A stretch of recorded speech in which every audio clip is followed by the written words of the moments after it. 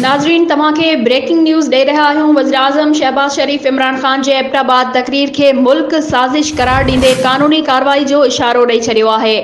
वज़ीर-ए-आज़म शहबाज शरीफ़ अॻूणे वज़ीर-ए-आज़म इमरान ख़ान जे PTI जे एबटाबाद जलसे जे ख़िताब खे मुल्क जे ख़िलाफ़ साज़िश करार ॾींदे चयो आहे त पाकिस्तान जे क़ौमी इदारनि जे ख़िलाफ़ साज़िशी बयान ठाहिण वारो असल में मीर जाफ़र ऐं मीर सादिक आहे। एबटाबाद में रियासत पाकिस्तान आइन ऐं क़ौमी इदारनि खे चैलेंज कया वियो। अहिड़े अमल ख़िलाफ़ क़ानूनी कार्रवाई कई वेंदी।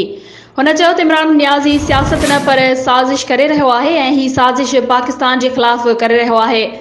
हिकु शख़्स जी अना तकबुर ऐं कूड़ ते पाकिस्तान खे कुर्बान नथो करे सघिजे। पहिरियां इमरान ख़ान पाकिस्तान जी मईशत तबाह कई, हाणे मुल्क अंदरि खाना जंगी जी साज़िश करे रहियो आहे।